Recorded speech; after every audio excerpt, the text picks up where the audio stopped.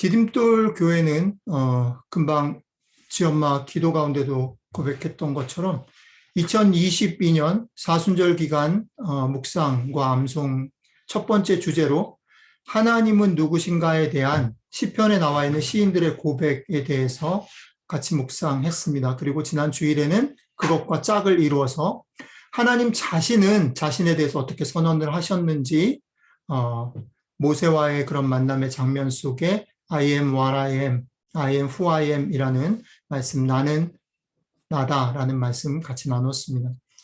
이제 저희는 아마 이번 주 수요일 정도 되면 두 번째 주제로 넘어갈 것 같은데요. 두 번째 주제는 예수님은 누구신가를 살피려고 합니다. 예수님이 누구신가를 살펴볼 때는 하나님 누구신가와 거꾸로 예수님 자신이 요한복음에서 나는 누구다라고 말씀하신 그 얘기가 있거든요. 그래서 요한복음을 통해서 예수님이 선언하신 내용들을 먼저 묵상을 하려고 해요. 그래서 저는 오늘 그것과 짝을 이뤄서 주일 설교로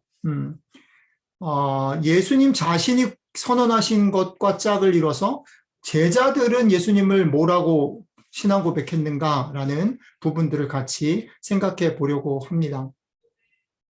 예수님에 대한 고백은 뭐 좀 있는데 제일 선명하고 유명한 고백이 우리가 오늘 같이 묵상하려고 하는 마태복음 16장의 베드로의 고백이라고 생각해서 오늘 그 본문을 같이 여러분들하고 다시 한번 생각해 보려고 합니다. 이 베드로의 고백이 나온 배경은 그런 거죠. 가이사랴 빌립보에 이르렀을 때 예수님께서 그의 공생의 사역의 한 3분의 2 지점을 통과하고 이제 고난으로 마지막 가시기 전에 제자들을 향해서 사역하셨던 것들을 점검해 보시려고 하는 마음을 가지고 질문하시는 거죠. 사람들은 나를 누구라고 하느냐? 그리고 너희들은 나를 누구라고 하느냐?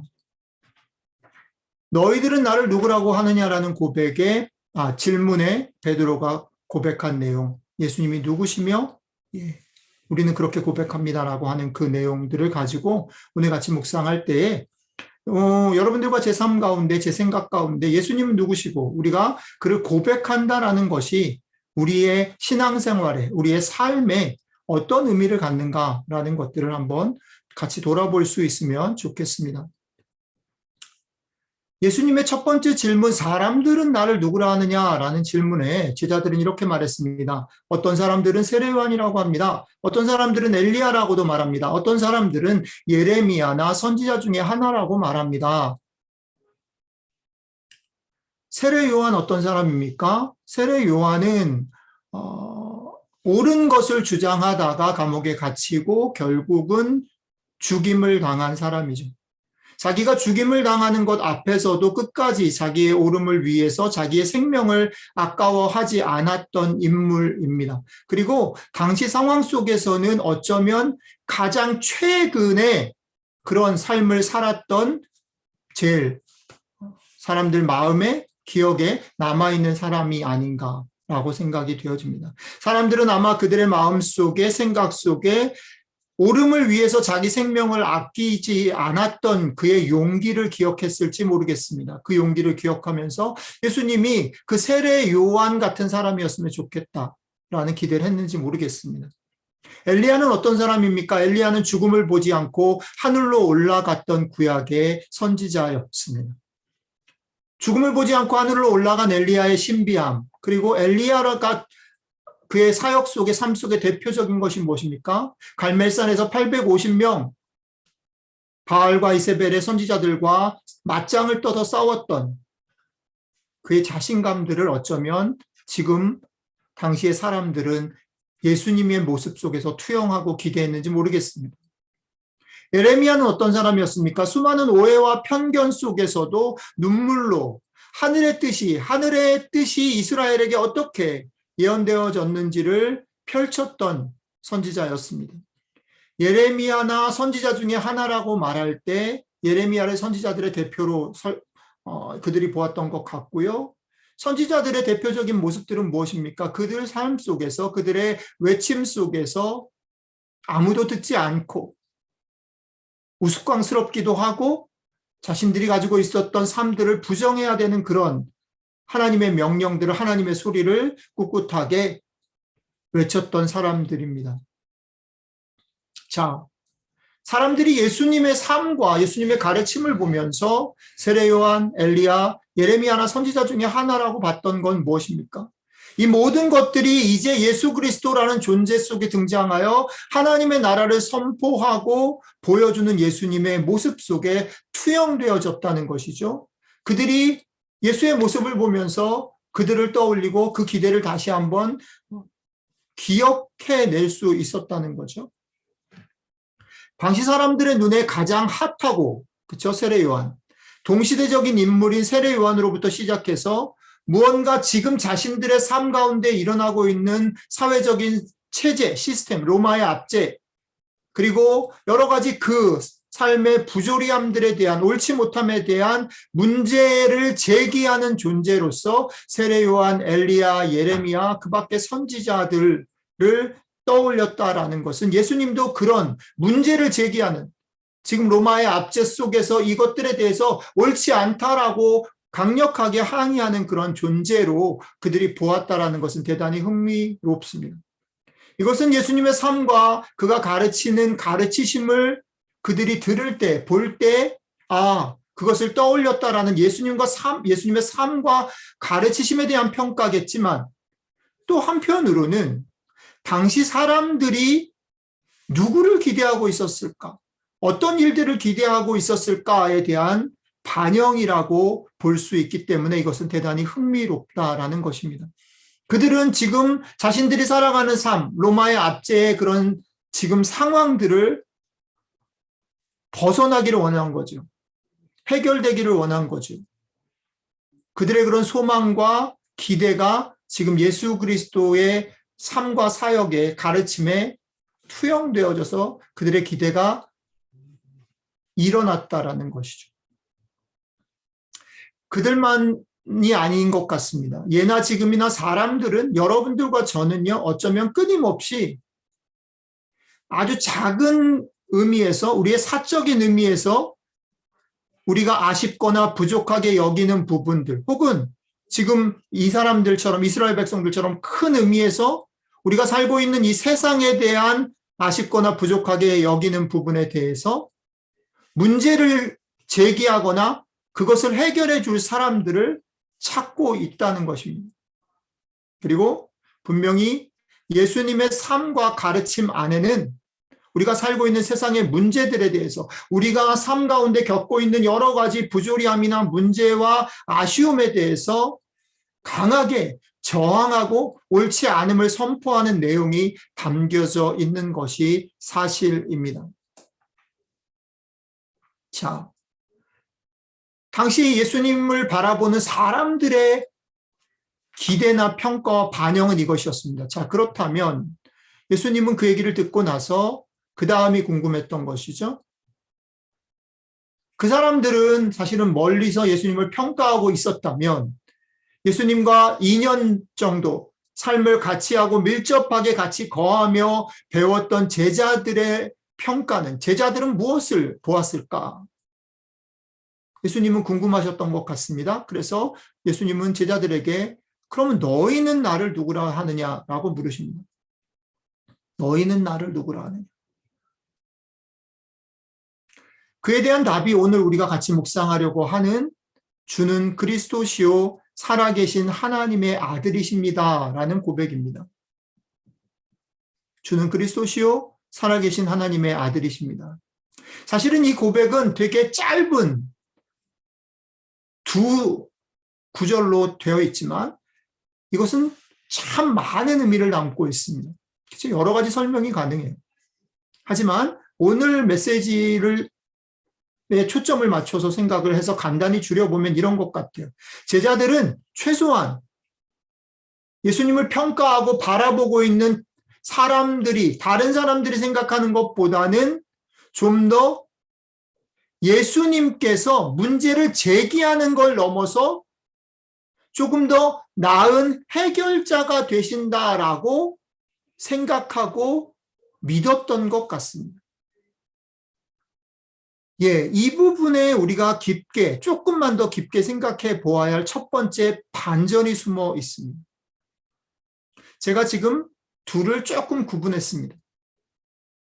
바깥에 있었던 사람들이 예수님에 대해서 투영하고 반영하고 기대했던 것은 지금 살고 있는 이 세상의 부조리함과 문제와 옳지 않음, 나의 삶의 문제들에 대해서 문제를 제기하는 존재로 예수님을 보았다면, 제자들은 단순히 문제를 제기하는 분이 아니라 이 주님께서 메시아이시며 그 문제를 해결하실 수 있는 분으로 믿고 고백했다라는 것이죠. 자, 여러분, 문제를 제기하는 사람과 문제를 해결하는 사람 사이에 그 미묘한 차이를 좀 느껴보자라는 것입니다.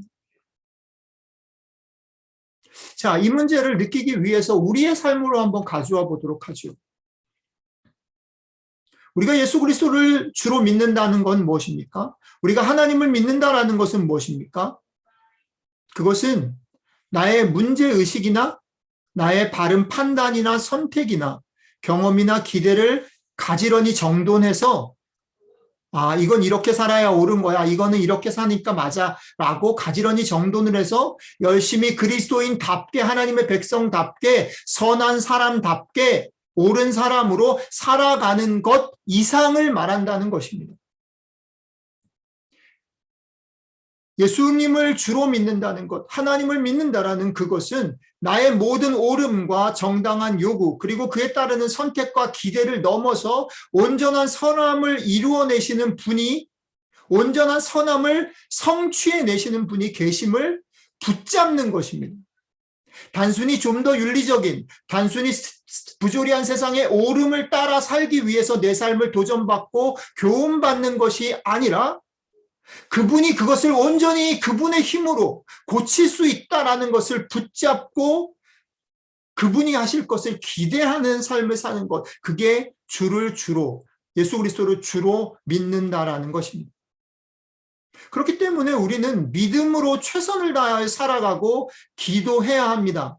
그러나 최선을 다해서 살아가고 기도할 뿐 아니라 문제를 해결하실 하나님의 은총이, 예수 그리스도의 그 해결하실 능력이 분명히 나의 기대와 삶의 수고를 훌쩍 넘어서 나의 삶 가운데, 내가 살고 있는 이 세상 가운데서도 그것 일어날 수 있다라는 소망을 갖는 것입니다.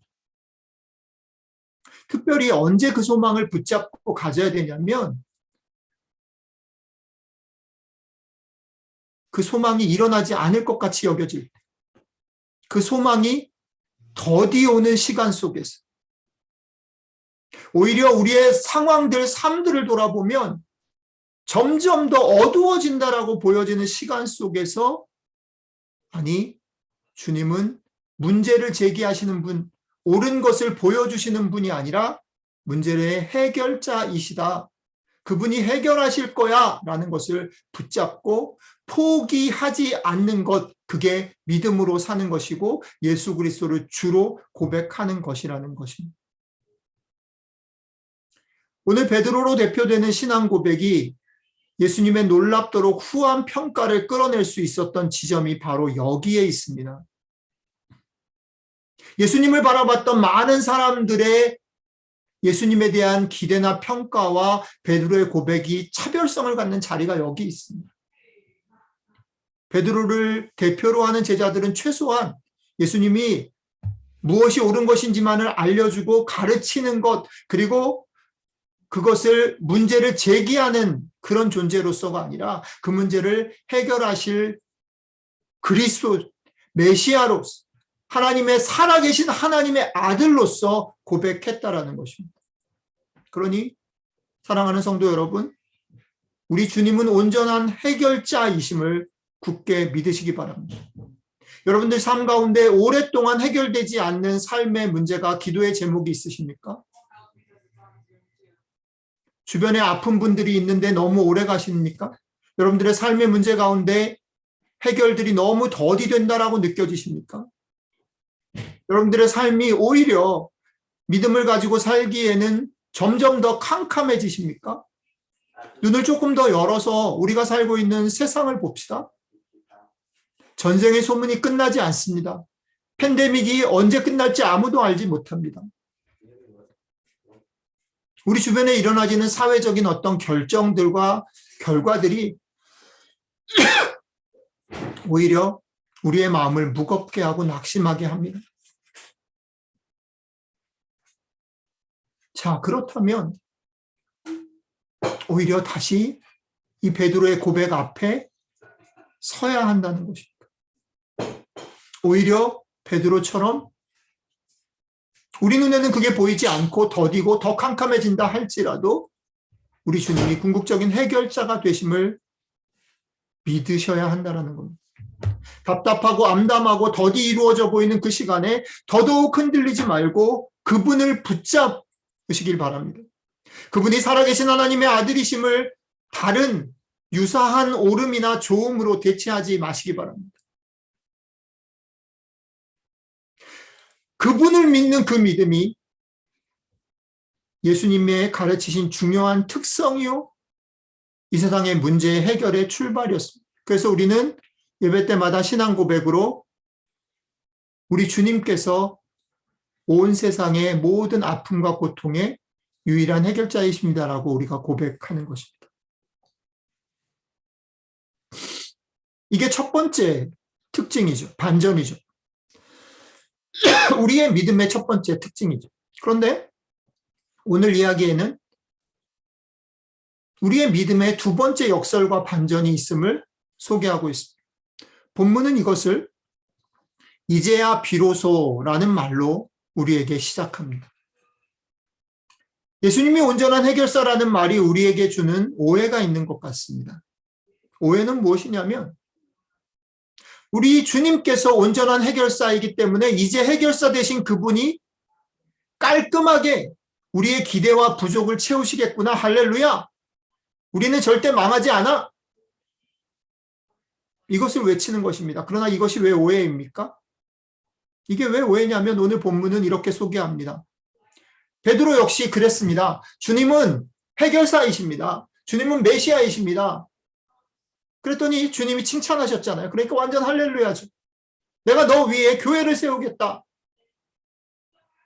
그런데 그 말을 하시고 난 후에 주님이 이제야 비로소 무슨 얘기를 하십니까? 교회를 세울 건데 그 교회는 어떻게 지어질 거냐면 내가 고난을 받고 죽음을 당하는 것으로 시작할 거다. 주님이 분명히 해결사가 되는 것은 맞습니다. 그러나 반전이 무엇입니까? 그 주님이 해결하시는 방법이 우리가 기대했던 방법이 아니라는 겁니다. 베드로가 기대했던 방법이 아니라는 겁니다. 제자들이 기대했던 방법이 아니라는 것에 반전이 있습니다. 역설이 있습니다. 그렇기 때문에 베드로는 그 주님의 방법을 용납할 수 없었습니다. 주님이 해결사인 것을 철저히 믿었지만 그 주님의 방법을 용납할 수 없어서 주님 그렇게 하실 수 없습니다라고 얘기함으로 주님에게 사단아 물러가라라는 호된 질책을 받게 될 수밖에 없었습니다. 주님의 고난과 십자가를 지시는 그 방법은 그들의 눈에는 받아들일 수 없는 실패의 길이었기 때문입니다. 그들은 하나님의 전능하심과 예수 그리스도의 메시아 되심을 놓치지 않았지만 그 하나님의 전능하심이 예수님의 메시아 되심이 내가 생각하고 기대하는 테두리 안에서 이루어질 것을 상상하고 확신했습니다. 메시아이신 예수님께서 멋진 말을 타고 예루살렘 성으로 입성해서 로마 군인들을 무찌르며 이스라엘을 회복할 것을 꿈꾸었던 그들에게 나귀를 타고 오셔서 그들에게 잡히고 채찍을 맞으며 십자가를 지고 결국 십자가에서 죽으실 예수님을 상상하는 것은 도저히 용납할 수 없는 일이었다라는 겁니다. 그러나 그 용납할 수 없는 그 길로 하나님의 해결책이신 예수님은 오셨고 그 길을 걸어가심으로 그의 교회를 시작하셨고 세상을 향한 하나님의 해결의 첫걸음을 띄셨다라는 겁니다.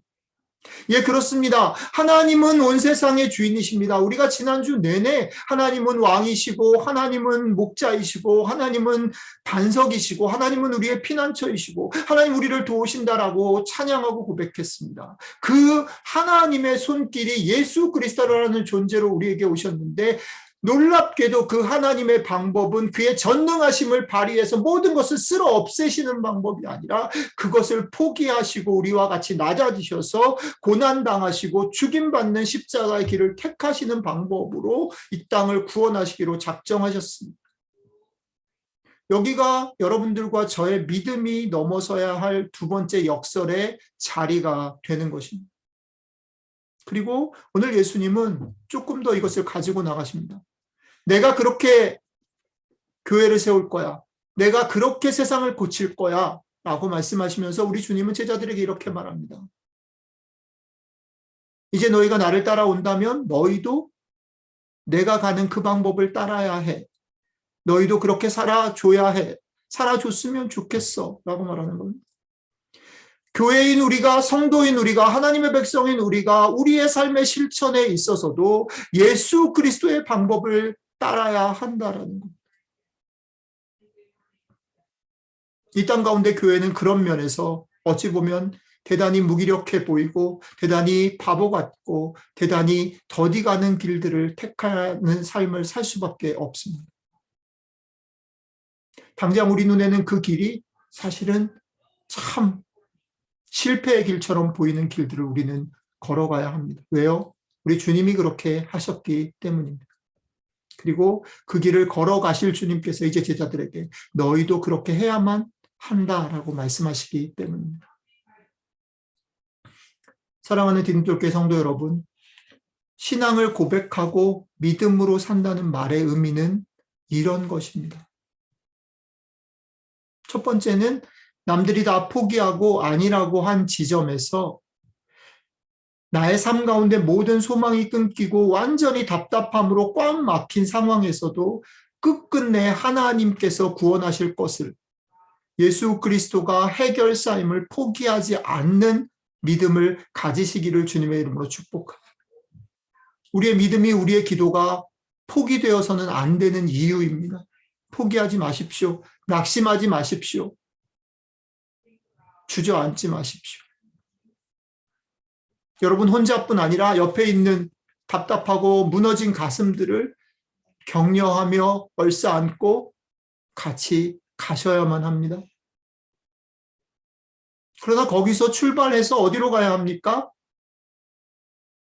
믿음의 기다림을 가지고 갈 때에 하나님의 해결은, 메시아이신 그리스도이신 주님의 해결은 우리가 생각하는 때와 우리가 생각하는 기대와 상상과 방법을 넘어서서 구원을 이루실 것이다라고 그분의 방법을 따르고 좇는 삶을, 그 믿음을 가져야 한다는 것이죠.